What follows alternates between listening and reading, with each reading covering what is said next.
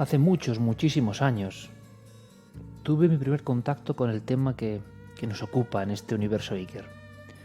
Un tema que siempre ha estado ahí, rondándome, que siempre he intentado investigar con todas mis fuerzas porque me parece de los más dramáticos, de los más inquietantes, de los más inexplicables.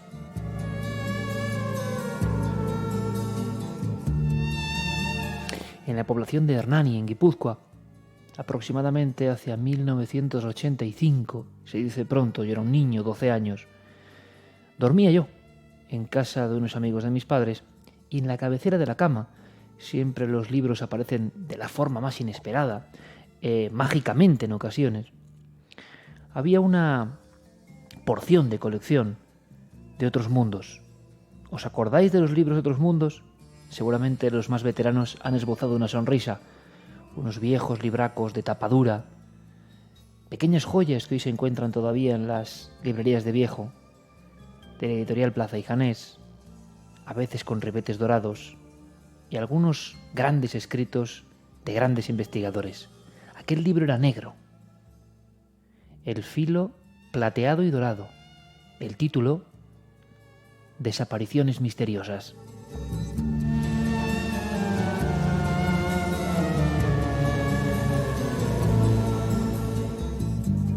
Y os juro que ahora mismo estoy viendo aquel cuarto un tanto destartalado, un bloque humilde de pisos, un niño que está durmiendo solo por circunstancias puntuales y que, como no alcanza el sueño, y como la noche es muy clara, de una luna reluciente prácticamente y entra por la ventana y quizá por eso está insomne, alarga la mano, la sitúa sobre su cabeza y alcanza de entre todos los libros ese de Patrice Gaston, Desapariciones misteriosas.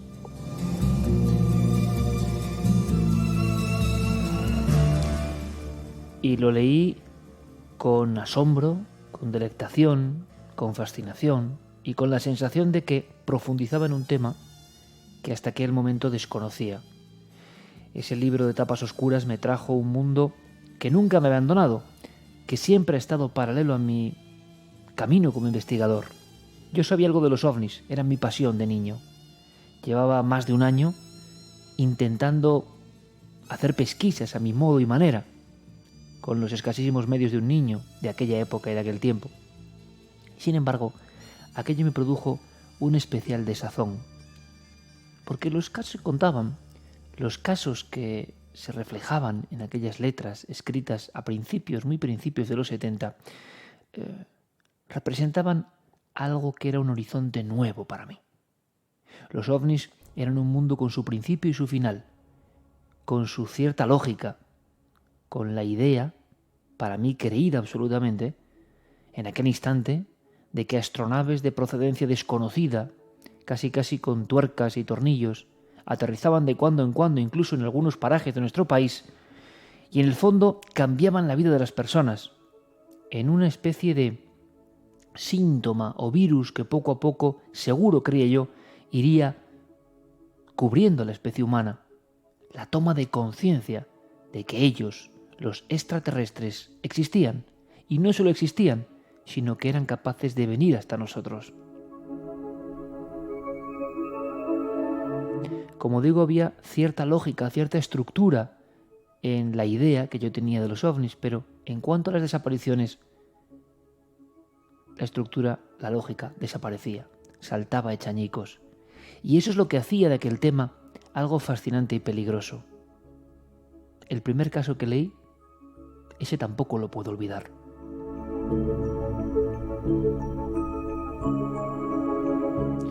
Aquella noche en el pueblo del corazón de Guipúzcoa, en soledad, en una casa que no era la mía, encontré el refugio de ese libro amigo. Pero al mismo tiempo, mirando hacia las peñas y montes verdosos, oscurecidos ya por la madrugada, sentía yo una tenue impresión de estar hollando un campo totalmente novedoso y que quizá era mejor no abrir esa puerta. Quizá era mejor no asomarse a esa ventana. Lo pensé de verdad, pero como tantas otras veces en mi vida, ya era demasiado tarde. Y es que abrí el libro por una página donde se hablaba de la historia de un niño. Me ha pasado varias veces en mi vida encontrarme con la historia de un niño cuando era niño. Y eso producía en mí un impacto enorme. Ahora lo pienso y digo, ¿todo eso fue casual? Pues sí, tendrá que ser casual, digo yo. No soy ningún elegido, digo yo, por potencias celestiales o cuestiones más o menos metafísicas. O quizá todos seamos elegidos y lo que pasa es que no sabemos leer las señales, no lo sé. Pero ahora repaso mi vida, Universo Iker me sirve para eso, imagino que para desgracia de muchos, y quizá para gozo de algunos pocos. Y me doy cuenta de que demasiadas casualidades. Otra vez un niño protagonista de mi misma edad, y por eso yo abrí los ojos en aquella noche de luna llena en el corazón de Guipúzcoa de una forma muy especial. A veces abro los ojos de esa manera en el plató de Cuarto Milenio, cuando puedo salir a investigar, o ante el asombro de mi hija, o ante cualquier manifestación de mi vida, y de vez en cuando me viene el chispazo de aquella lectura. Quizá fue la primera o segunda vez, o tercera, que yo abría los ojos de esa forma, como platos. Esa historia del libro de Patrice Gaston, Desapariciones misteriosas, se refería a la de un muchacho llamado Oliver Larch. Contaba ese libro en una página y media, comprimida, frases escuetas, directas, que es lo más difícil, cosa que yo no suelo practicar, como veis. Que ese niño en 1890, en el poblado de South Bend, en Indiana, había salido a requerimiento de su padre a por agua. Era la mismísima noche de Navidad.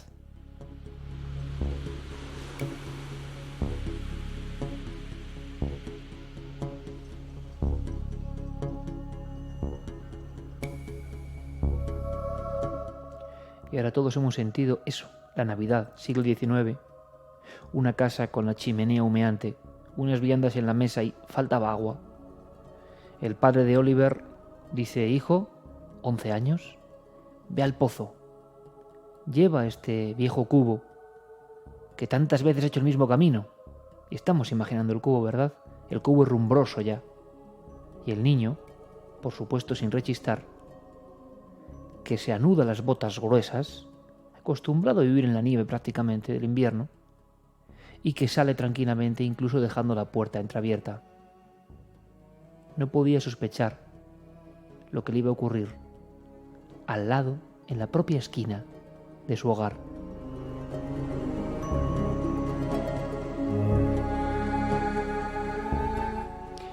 Cuentan los testimonios, según decía Patrice Gaston, mostrados ante la policía, con miedo, con casi signos de histeria, de locura, que muy pronto, apenas a los 20 segundos, se empezó a escuchar una voz. Una voz que venía de arriba. Una voz que parecía el lamento filtrándose por las nubes oscuras de tormenta de nieve. La voz de un niño que decía, que me llevan, que me llevan.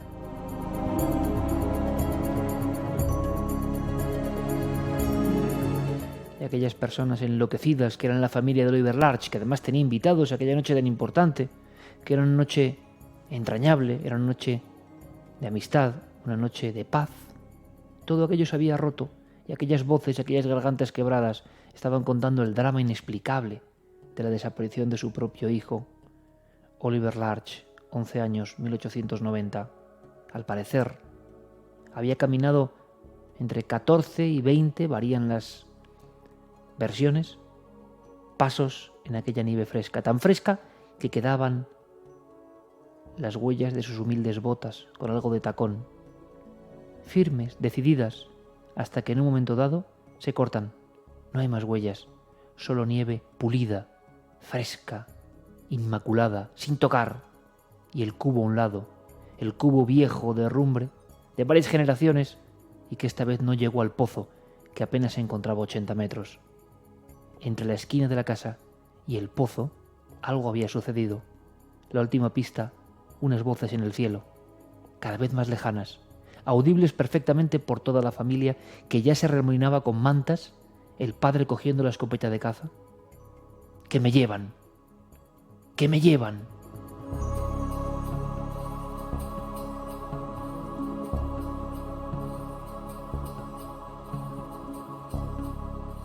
Y lo que contaba Patrice Gaston en ese libro de 1971 es que nunca volvió Oliver.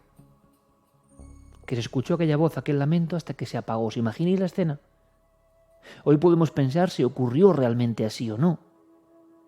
Así se contaba y se contó en muchos libros de misterio y sobre todo en este, que fue el que a mí me impactó. ¿Os imagináis ahora a Iker con 12 años leyendo a la luz de la luna esta historia? Y yo me preguntaba, ¿y qué fue de Oliver? ¿Quién lo raptó? No había huellas aproximándose a las suyas. No había garras de animales, marcas, un águila gigantesca. Pero, ¿le da tiempo a un animal a subir a un niño de 11 años a las alturas y no ser observado con su aleteo, con sus ruidos característicos por una familia que sale de inmediato en cuanto escucha el alarido del niño? ¿Acaso algún tipo de nave desconocida, de seres interdimensionales, inimaginables, actuaron? ¿Y por qué? Como ladrones cósmicos. ¿Para qué? Al lado de una casa, el absurdo y la verdad una vez más. ¿Qué me llevan? Soñé muchas noches con esa historia de Oliver Larch. Más aún cuando Patrice Gaston colocaba como rúbrica, como firma, el hecho, la prueba, de que habían pasado 80 años de aquella historia en aquel momento. 80 años. Y que después de muchas décadas de búsqueda y de caso abierto, no apareció jamás ni una pista de Oliver. No había una sola casa cercana. Vivían en un lugar aislado. No había podido huir a ningún lado. Simplemente se lo tragó el cielo.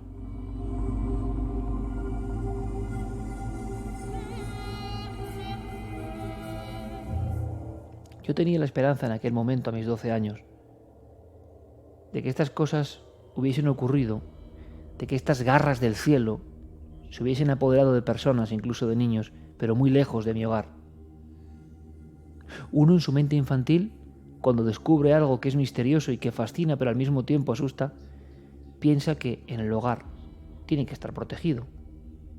Y yo cerré lentamente la tapa de ese libro y lo dispuse de nuevo sobre la cabecera de la propia cama y me acurruqué en esa cama que no era la mía, donde por lógica y en casa vacía yo me sentía inseguro, y miré muy fijamente al cielo del corazón de Guipúzcoa, de aquellos tristes años de plomo, años 80. Y pensé en Oliver yendo hacia aquel lugar, encontrándose con quién, interceptado por quiénes.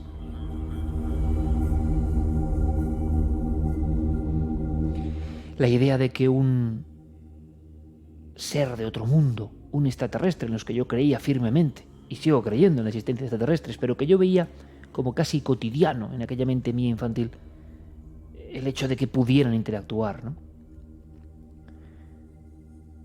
¿Por qué? ¿Qué sentido tenía? Y sobre todo, ¿por qué no devolver a ese niño a su familia? ¿Por qué el sufrimiento de esa familia? ¿Qué sentido tenía todo eso? Han pasado muchos años, 30 años de esta historia que os estoy contando, y quizá os la cuente por eso. 30 años. Y es exactamente lo mismo, o sea, nada. Luego supe, poco tiempo después, de la historia de Tony Bowman, que seguramente fue la segunda que más me impresionó. 1955.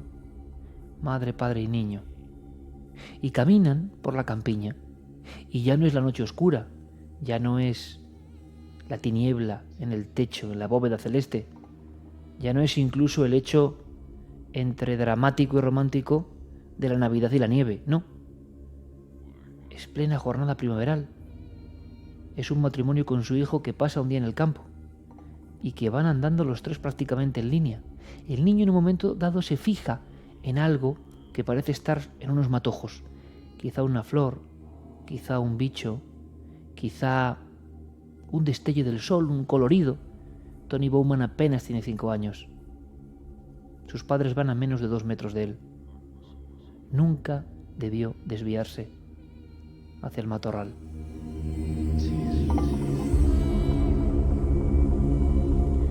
Porque lo que contaba la historia, lo que contaba el informe, lo que contaba el investigador policial atormentado es que nunca apareció Tony Bowman. Jamás. Han pasado 60 años exactos de ese caso.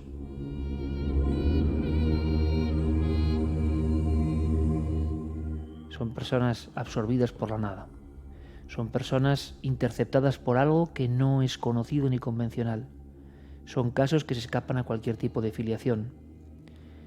Luego supe, tiempo después, haciendo mis pinitos, investigando, curioseando, ya me conocéis, presa de esa especie de furor anímico, intelectual, que uno tiene por saber, por conocer. Pero no conocer para ser el más sabio, sino conocer para intentar comprender. Supe, como digo, que la policía, las autoridades, llamaban a esto, que no eran cuentos, que no aparecían solo en libros de misterios, de saberes ocultos y arcanos, que diría Poe, no, que en los archivos policiales de mi propio país también había casos, y que esos casos se llamaban desapariciones inquietantes.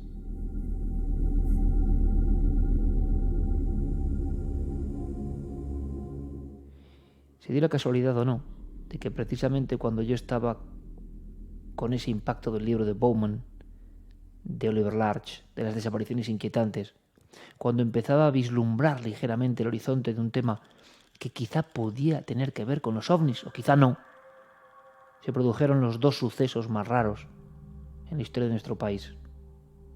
Estoy convencido que los más veteranos que conectan ahora con Universo Iker se acuerdan de esos dos niños. Juan Pedro Martínez Gómez, David Guerrero Guevara. ¿Os suena?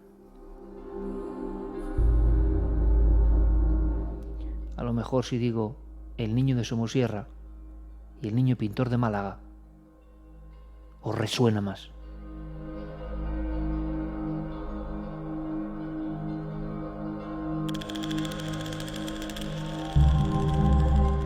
Estos dos casos los pude investigar personalmente. Algo había variado. Supe de las noticias. Me impresionó mucho la foto de los dos niños, porque podían tener mi edad. Otra vez la carambola. No solo en los viejos libracos, llegados hasta mí por casualidad, yo había leído historias de niños que en el fondo me ponían en la tesitura de decir podía ser la historia de mí mismo, niños como yo, de otros países.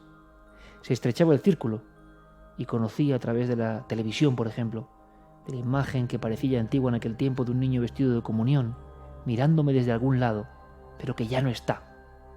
Y otro niño con la foto todavía con aspecto más aniñado, una vieja foto de carnet de fotomatón, color sepia, y era un gran pintor, un gran artista, un dotado para el arte. Esos dos niños también podían ser como yo. Y como en un universo paralelo, desaparecieron ambos con muy poco margen y se quedaron para siempre en mi memoria. También se cumplen ahora prácticamente 30 años de esto.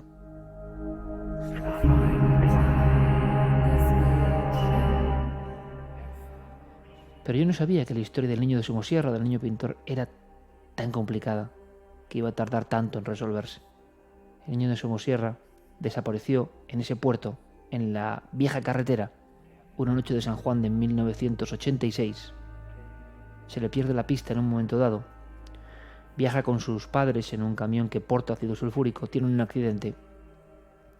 Pero hay unas extrañas paradas, entre 14 y 17 antes, en pleno puerto. Algo está ocurriendo.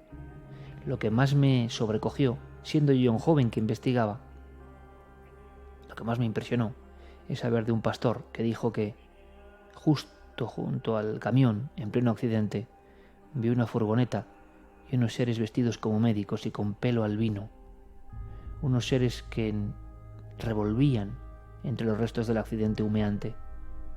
Unos seres, yo los imaginé con extraña y pálida tez, con extraña y marcada sonrisa, y que actuando como autómatas, así los imaginé yo,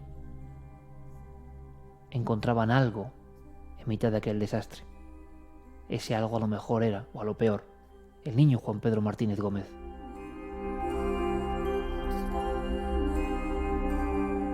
Y espero equivocarme, porque a lo mejor Juan Pedro está en algún lugar. Le he dedicado muchos programas, le he dedicado muchas horas. Me ocurrió algo al ir a investigar este caso 10 años después. 1996. Se cumplía una década de la desaparición inquietante más extraña ocurrida en nuestro país. El niño pintor también era extraña, pero en el fondo, el pobre David Guerrero Guevara, ese gran artista, ese niño dotado, ese niño superdotado, desaparecía prácticamente en el bloque de pisos al bajar, al ir hacia su escuela, junto a un paso de cebra. No había pasado nadie, ningún coche, nada, y en una pista hasta hoy, nada. El segundo desaparecido, quizá más célebre de nuestro país.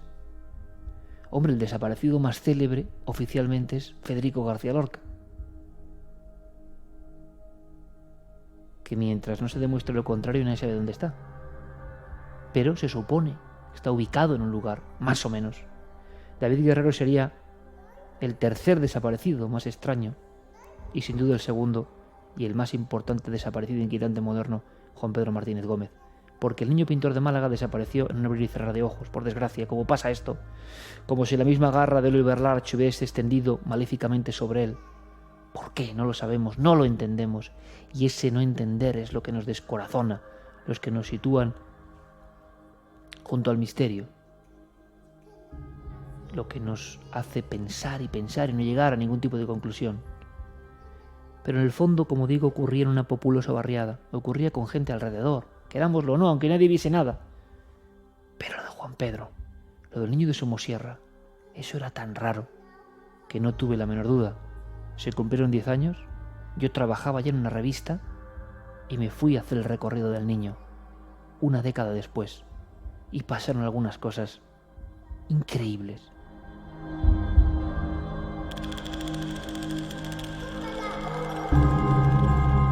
Fijaos si eran increíbles que me dirigía yo en mi vehículo hacia el punto exacto, en el kilómetro 96.500 de la vieja Nacional 1, justo en el cartel que limita o que hace de frontera natural entre las provincias de Madrid y Segovia.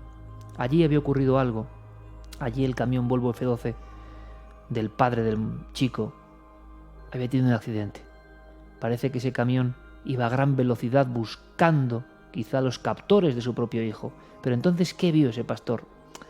No lo podemos saber. Hice todo el recorrido y fui parando en los puntos donde este niño fue observado, tomando una bayonesa en un sitio, yendo al servicio en otro, perfectamente identificado en estaciones de servicio, de gasolineras, hasta que de repente, después de parar brevemente en un bar, suben el viejo, el vetusto y el peligroso puerto de Somosierra y se produce una persecución, una serie de frenazos. ¿Qué ocurrió? ¿Alguien quiso secuestrar al niño? ¿Es normal que un secuestro acabe en nada, sin una sola pista? Evidentemente, según dicen los expertos que he ido conociendo con este paso del tiempo, no es normal. Del niño no quedó ni rastro. Yo en Cuarto Milenio hice hasta las pruebas del ácido, si podía haber disuelto completamente el cuerpo del niño, y es absolutamente imposible. Hubiesen quedado muchas pruebas, los huesos enteros, gran parte de la carne. Es imposible. Ese niño desapareció justo antes del impacto, posiblemente. La cabina del camión Volvo F12 herméticamente cerrada, el padre y la madre muertos por desgracia, y el niño que iba en medio, ni rastro.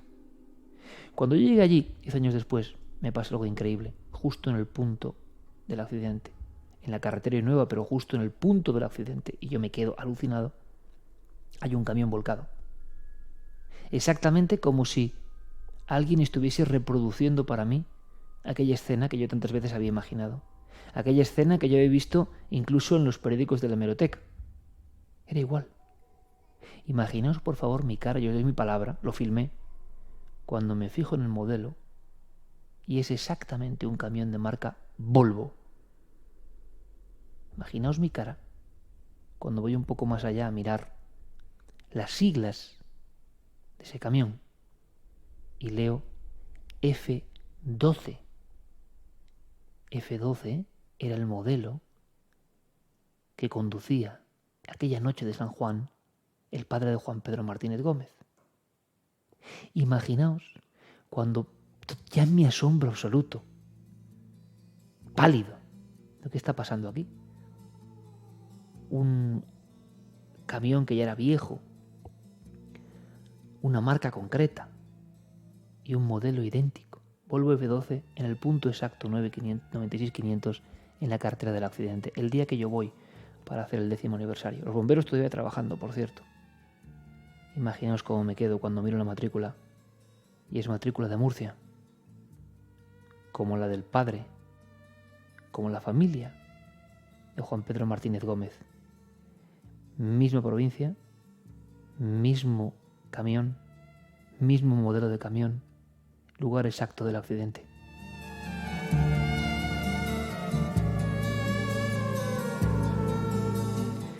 Filmé imágenes que volví a emitir en Cuarto Milenio 10 años después, por cierto, y que daba la impresión de que yo había estado en el hecho real, ¿no? Es que se había reproducido otra vez todo, de la misma forma, de la misma manera.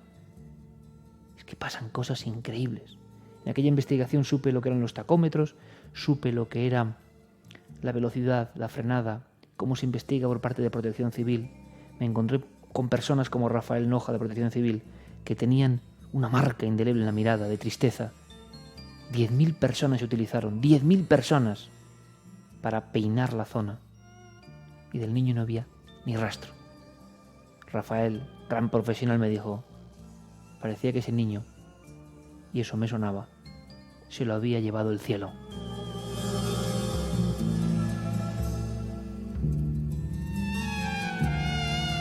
Esto es lo que yo sabía, lo que yo he investigado como periodista del misterio, porque ¿qué ocurre? Pero ahora vienen otras cosas que me inquietan mucho más y que conectan con la actualidad. Veréis, la semana pasada en Cuarto Milenio, hace un par de semanas hablábamos del tema de los desaparecidos en España y de que en 2014 se había dado el mayor nivel de denuncias por desaparición. Y hubo un debate, como siempre, muy candente. Y Paco Lobatón, ese gran profesional que nos habló a todos del problema de las desapariciones, que nos lo hizo conocer, saber, que nos lo metió en el cerebro.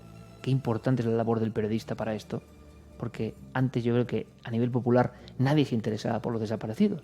Ocurrían y cada familia llevaba su estigma, ¿no? Pero no había una conciencia de que quién sabe dónde están algunas personas, a dónde van. Y Paco Lobatón, y esto no lo pude contar en el programa porque hay muchas cosas que pasan entre bambalinas, volvió a reafirmarse en un dato impresionante. En toda la Comunidad Económica Europea, en un lugar tan escaneado como Europa, en un territorio que es grande pero no es tan grande a nivel mundial, desaparecían unos 200.000 niños al año.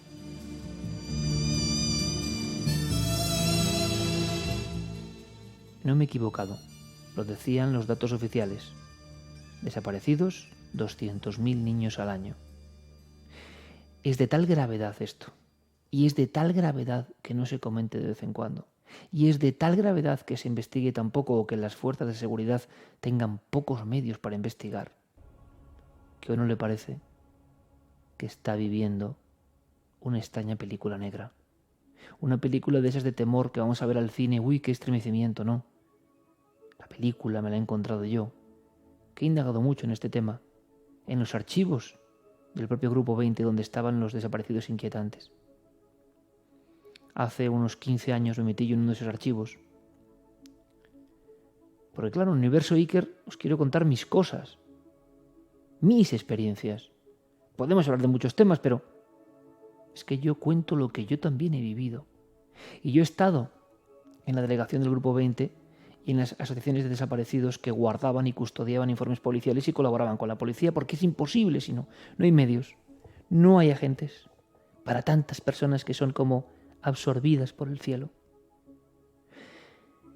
Y veía aquellas caras, y veía aquellos documentos, y los veía apilándose uno tras otro.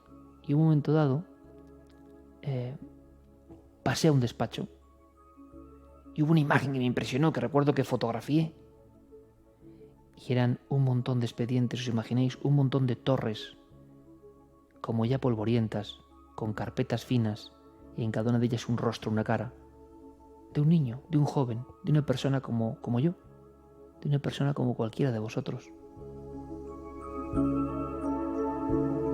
Personas que habían ido en bicicleta en un trayecto muy corto y se habían esfumado, no habían aparecido ni él ni la bicicleta.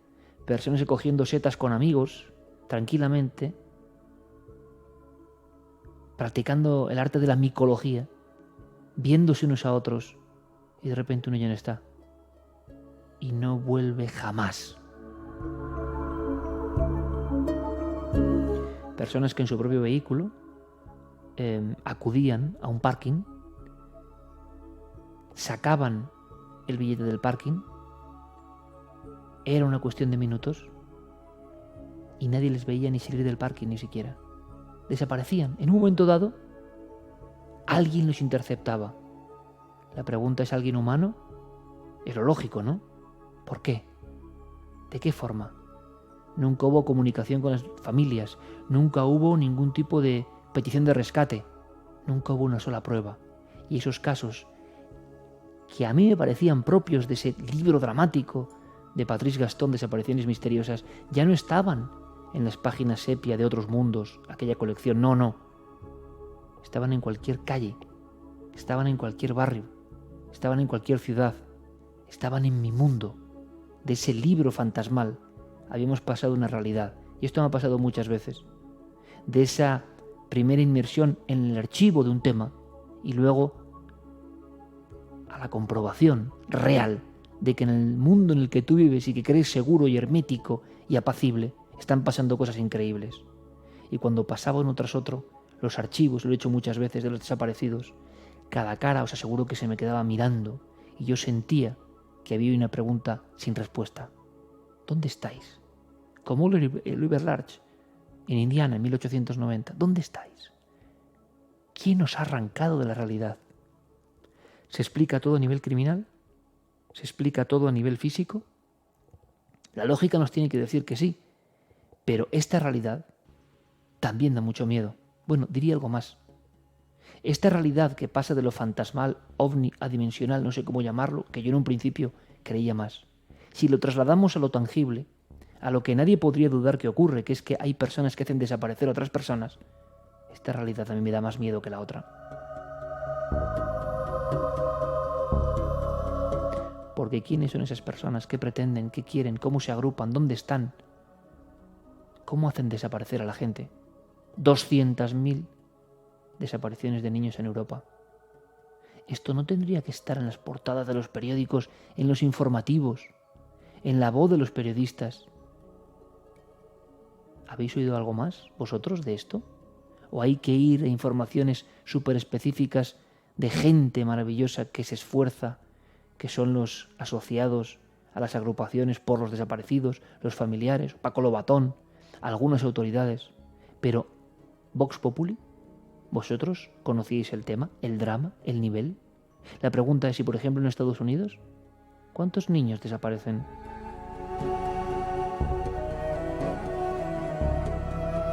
Fue Salvador Freixedo, en su libro La Granja Humana, el primero, que a mí me produjo otro escalofrío, final de los 80, con otra imagen. Eran imágenes que se acoplaban a los Tetra Brick y a algunos carteles que eran habituales en los supermercados norteamericanos. En inglés: ¿ha visto usted a este niño? ¿Ha visto usted a este niño? Y entonces 10, 20, 40 fotos en blanco y negro de niños entre 1 y 10 años, la mayoría entre 2 y 5 años, con sonrisas, con su pelito peinado, con su expresión alegre, algunos ya como atisbando cierta tristeza.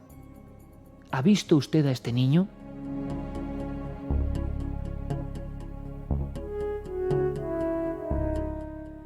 Desde que investigué el tema de Somosierra, desde que me di de bruces con aquella historia, alguna vez, yo os lo confieso, he detenido mi coche en el mismo lugar, o muchas veces. Me he puesto a pensar, he mirado una gran loma pelada que existe en lo que llaman Sierra Pobre de Madrid, y casi como pidiendo al cielo, ¿no? ¿Por qué este niño? ¿Por qué le ocurrió esto? Pero ese niño es como el abanderado, como la punta del iceberg de un gran fenómeno que nadie investiga, o que es imposible de investigar, no se deja investigar.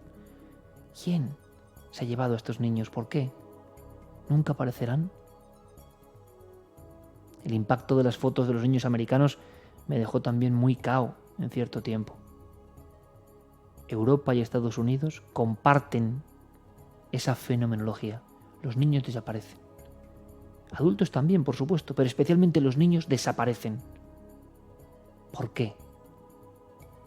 ¿Hay grandes programas sobre esto como fenómeno? Yo creo que no. Eso también resulta un poco inquietante.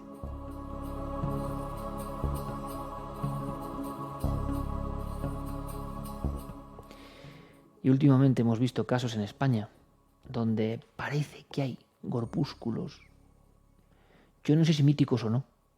Yo no sé si estamos ante un fenómeno tan misterioso que tenemos que explicarlo con arquetipos antiguos de terrores que todos llevamos dentro. Y un terror muy profundo que llevamos dentro es que haya poderosos que, vistiéndose con túnicas más o menos oscuras, o vaya usted a saber qué, se ocupan de secuestrar, raptar, matar y hacer desaparecer a niños. Se ha hablado, y esto es muy truculento, lo sé, pero es un tema de actualidad porque está pasando en nuestro país, porque nadie lo cuenta, porque cuando yo hablo con los policías, como hace 15 días, veo su impotencia, que ellos quieren investigar y quieren saber, y quieren conocer y quieren ayudar, pero es un fenómeno esquivo. Es como si se abriese de repente la puerta del cielo y del infierno y alguien se colase por ella. Hay desapariciones de tal calibre, en abrir y cerrar de ojos, que es como para volverse loco. Grupos organizados que hacen desaparecer a gente. Tiene su dificultad, no es tan fácil. Lo que sí es fácil es creerlo directamente. ¿Y sabéis por qué? Porque representa nuestros temores como especie. Porque representa el símbolo, el arquetipo de lo temido, que se convierte en una figura que nos amedrenta. Lo sombrío se manifiesta con esos trajes, con esas capuchas, con esa especie de ritualística, con esa especie de mundo simbólico que hemos imaginado entre todos. Lo hemos imaginado tanto, desde hace tanto tiempo, que a lo mejor lo hemos convertido en realidad, o algunas personas lo han convertido en realidad. Pero es el fenómeno que explicaría la desaparición de tantos niños, por ejemplo, en España. Yo lo preguntaba a los expertos, que tuve la oportunidad de estar con ellos. Y yo creo que tenían la angustia de no saber qué decir. A veces simplemente no se quiere alarmar, ¿verdad? Pero si uno no quiere alarmar, entonces ¿qué hace? ¿Se calla y es cómplice? Yo quiero gritar a través de Universo Iker, aquí en mi buhardilla, aquí a través de Radioset, de la nave del misterio, de nuestras redes, de los medios que yo tengo a mi disposición, de esta pequeña y humilde mesa de mezclas que ahora manejo con mi dedo de la mano derecha y que sube esta música un poco terrible de R9. Yo quiero deciros, y hasta donde llegue, quiero gritar, como quienes se ponen en el barranco y quiere escuchar el eco, que desaparecen miles de niños cada día. Está desapareciendo gente en nuestro país. Y desaparecen cientos de personas o miles al día en el planeta Tierra. Y que muchas tendrán explicación, y que muchas serán voluntarias, y que otras tantas, por desgracia, serán criminales y acciones puntuales. Pero que hay un porcentaje, y no pequeño, que no sabemos nada. No podemos permitirnos el lujo de no investigar, de no preguntarnos, de no contar a nuestros amigos que esto pasa, que la gente se borra, como si de una vieja litografía o de un dibujo de carboncillo cogiésemos una goma y en un grupo de amigos tuviésemos la oportunidad macabra y terrible de quitarle uno el rostro y después el cuerpo, hacerlo desaparecer. Un padre decía, imagínate dar las buenas noches, un beso a la persona que más quieres y que ya no vuelva nunca más. Pero sobre todo la angustia de no saber qué ha ocurrido y de que muchos casos llegan a ser tan inexplicables que uno piensa o en fuerzas de otro mundo que no entiendo yo para qué ni cómo, aunque claro, yo no soy nadie, pero no entiendo muy bien, y si hay organizaciones humanas que hacen esto y que no es fácil que actúen sin ser interceptadas, entonces, si esto ocurre, como digo, es un problema de tal calibre que lo que no acabo de entender es que no se haga todo lo suficiente.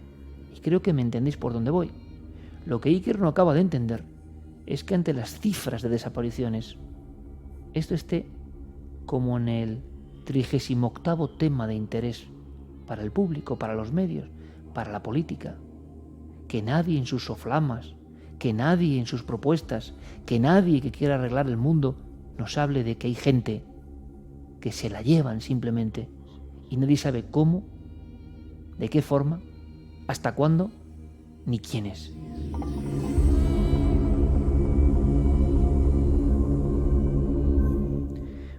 Paco Pérez Avellán, que es uno de los valientes, uno de los clásicos, siempre dice que la gente no aparece, que puede la casualidad dar con unos huesos, con una pista, pero que la gente no aparece. Y la pregunta, y me gustaría que vosotros también opinaseis en las redes y en las formas que tenemos de contacto, es: ¿podría haber grupos? Cuando uno indaga un poco, piensa que podría haber algún tipo de agrupaciones que hacen ¿qué?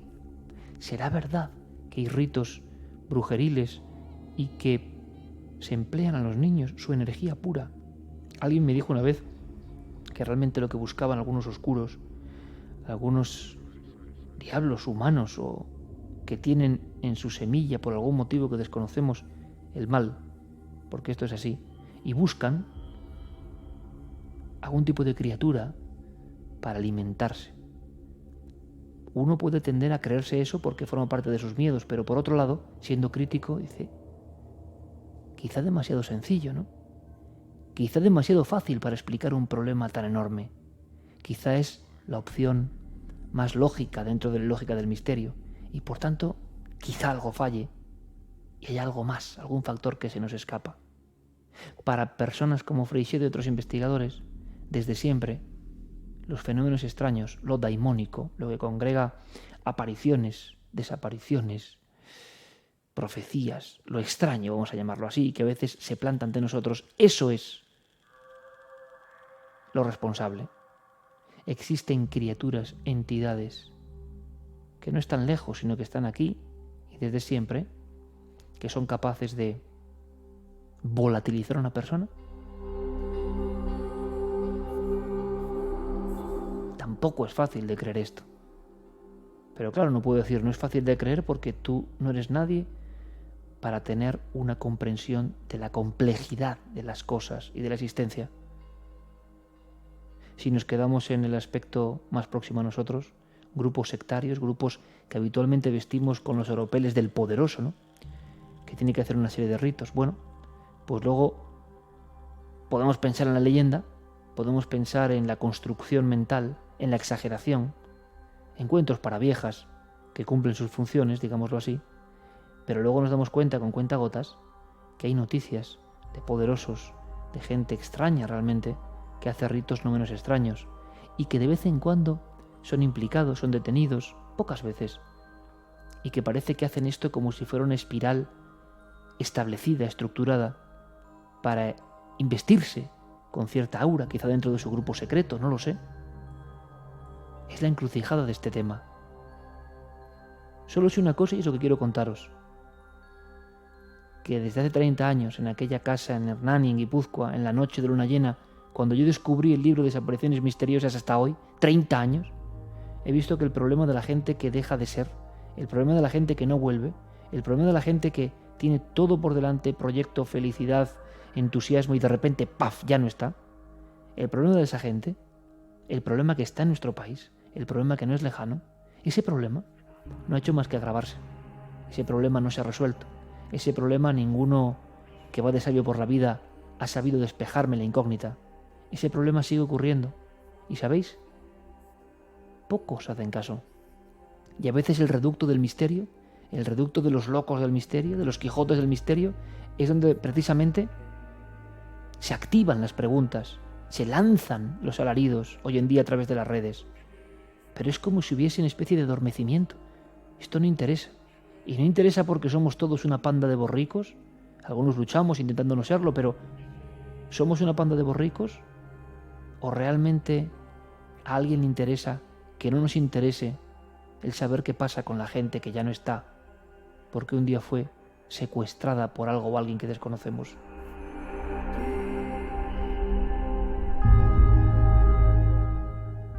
Yo siempre he visualizado esa mano negra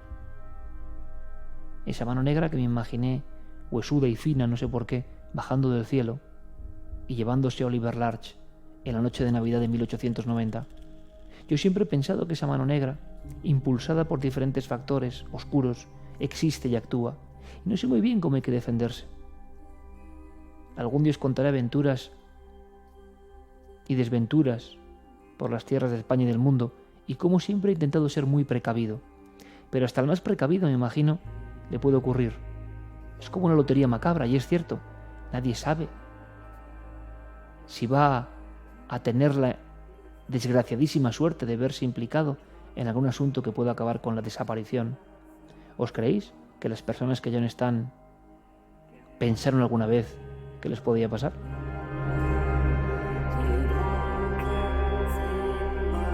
Ante esto solo podemos pedir información, lanzar el grito. ¿Os dais cuenta? El periodista como yo, el curioso como yo, los oyentes como vosotros, no tenemos otra solución más que por lo menos saber que el fenómeno ocurre.